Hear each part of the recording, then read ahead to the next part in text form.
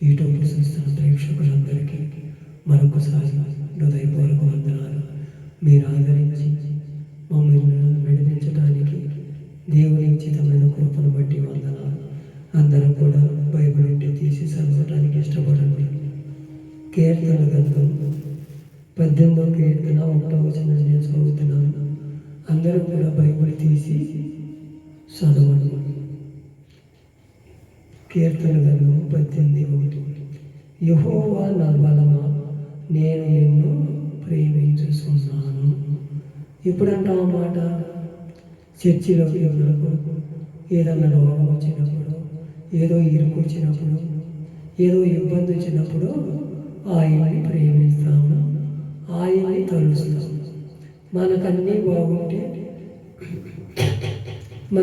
బాగుంటే దేవుని కొలవనే చర్చికి వెళ్ళనే ప్రార్థన అసలే చేయాలి. దేవుడు ఇప్పుడేమంటున్నాడు ఇక్కడ? యెహోవా నా బలమా, నేను నిన్ను ప్రేమించుచున్నాను. మనం ఎప్పుడూ కూడా ఆయన మనం ప్రేమించేవాడు. నీ కోసం, నా కోసం ఆఖరి గట్టు వరకు రక్తం కాచి శిలువలో నీ పాపాలు నా పాపాలు తీసివేసి ఆయన ఈపు మీద మోసుకుని దాన్ని శాశ్వతంగా తీసేసిన వాడు. మనం అలా మనం ఉంటున్నాం. మనం తీసేసి నాకు ఒక రాగురా, తీసి నాకు ఇంకో రాగురా ఉంటుంది. ఒక్కసారి మన హృదయాలు పరిశోధించుకుందాం. యెహోవా నా బలమా, నిన్నే ప్రేమించుతున్నాను అని మనం చెప్పగలుగుతున్నామంటే ఆయన మనల్ని ప్రేమించాలి. ఆయన ప్రేమించాలంటే ఆయన ప్రేమ గుణాలు మనలో ఉండాలి. ఆయనలో ఉన్న అన్ని గుణ లక్షణాలు మనలో ఉంటేనే దేవునికి ఇష్టలుగా ఉండదు. 116వ కీర్తన 1వ వచనం. యెహోవా నా మొర విన్నపములు ఆలకించి ఉన్నాడు, కాగా నేను ఆయనను ప్రేమించుచున్నాను. ఇక్కడ ఒక భక్తుడు రాస్తున్నాడు కీర్తనకారుడు. యెహోవా నా మొర విన్నపములంట ఆలకించి ఉన్నాడు. మనం ఒక్కోసారి ఏం అడుగుతామో తెలియదు. పక్కింటోడు గదిచ్చాడయ్యా, పక్కింటోడు పంచగా ఉన్నాడయ్యా, నేను ఎప్పుడు భక్తి చేస్తున్నానయ్యా, నా జీవితం అయ్యా నా కుటుంబం ఏంటో ఎట్ట దిగజారిపోతుందని ఒకరు కలిసి ఒకరు ఇదే ఆలోచన చేస్తున్నారు. ఎవరన్నా పంచగా ఉండటం లేదు, ఎవరో ఇది లేదు. ఆయన యెహోవా నా మొర విన్నప్పుడు ఆలకించు, కాగా నేను ఆయనను ప్రేమించుచున్నాను అంటున్నామే కానీ మనం దూరంగా ఉంటాం. ప్రేమిస్తే నిన్నెందుకు దీవించడు, నన్నెందుకు దీవించడు? ఆయన అన్యాయస్తుడా? ఆయన ప్రేమించకపోవటానికి ఆయన అన్యాయస్తుడే కాదు, దీవించడానికి ఆయన చేతులేమి కూర్చోడు కాదు అని ముందే చెబుతున్నాడుగా మనకు లేఖనాల ద్వారా. మనల్ని ఎందుకు ప్రేమించడు? నిన్ను నన్ను ప్రేమించకపోతే ఇలా సజీవులుగా ఉంటామా? ఎప్పుడో సర్వుకు వెళ్ళిపోయేవారు. నిన్ను నన్ను ప్రేమించుతున్నాడు కాబట్టి మన ముందర ఎంతోమంది ఈరోజు చూడబడుతున్నటువంటి ఎంతోమంది ఉన్నారు. వాళ్ళందరినీ కూడా వదిలేసి నిన్ను నన్ను ప్రేమించుతున్నాడంటే మన మీద ఒక ప్రణాళిక ఉండమంటే ఆయన మనల్ని ప్రేమిస్తాడు. మనం ప్రేమించిన దానికి తగినట్టు జీవిస్తున్నామా లేదా ఒకసారి మన హృదయాలు పరిశోధించుకొని నా విన్నపములు ఆలకించి ఉన్నాడు, కాగా నేను ఆయనను ప్రేమించుతున్నానని మనం చెప్పవే కానీ అది ఆచరణలో తీసుకోవటం లేదని నేను అనుకుంటున్నాను. ఒక్కసారి మన హృదయాలు పరిశోధించుకోము. యెహోవా నా బలమా, నిన్నే ప్రేమించుతున్నానని మనం ధైర్యం చెప్పగలగాలంటే ఆయనలో మనము ఎలా ఉండాలో కొన్ని తెలుసుకోవాలి. కీర్తన గ్రంథము 26వ కీర్తన 8వ వచనం. యెహోవా నీ నివాస మందిరంలో నేను తేజో మహిమను నిలుసు స్థలమును నేను ప్రేమించుచున్నాను. ఆయన మందిరంలో నేనంట తేజో మహిమ అంటాను.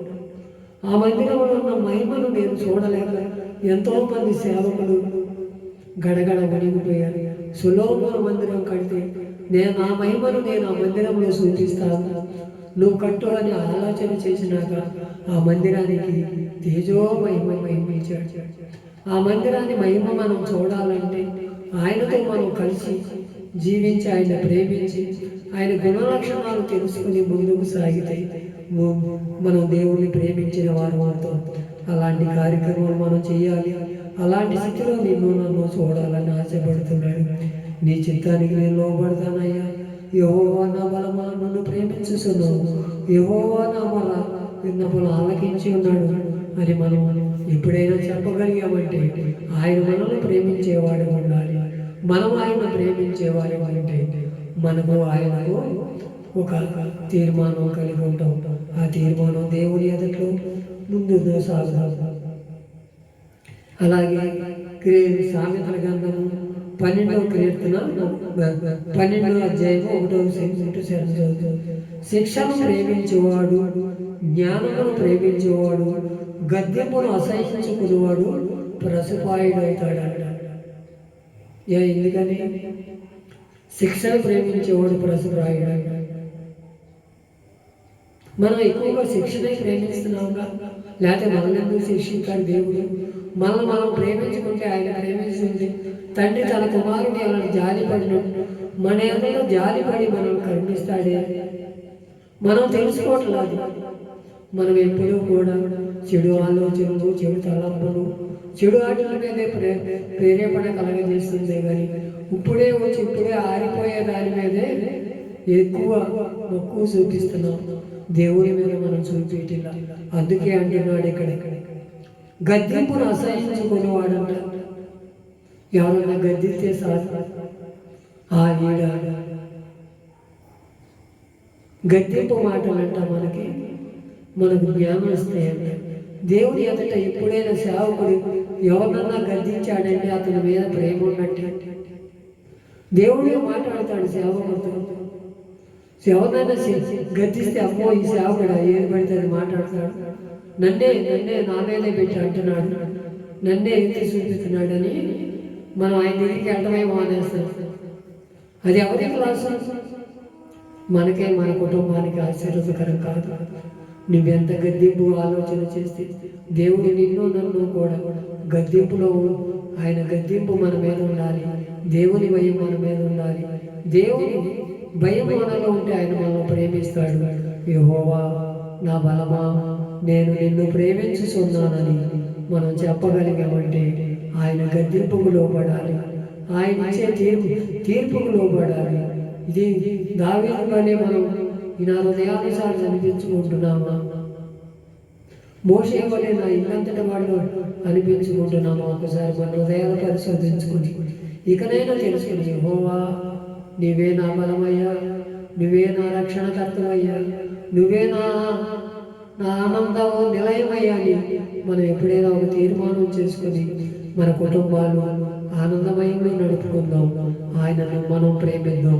మన జీవితాలు కట్టుకుని ముందుకు నడిచే కృపను మనందరికీ దయచేయబడును గాక.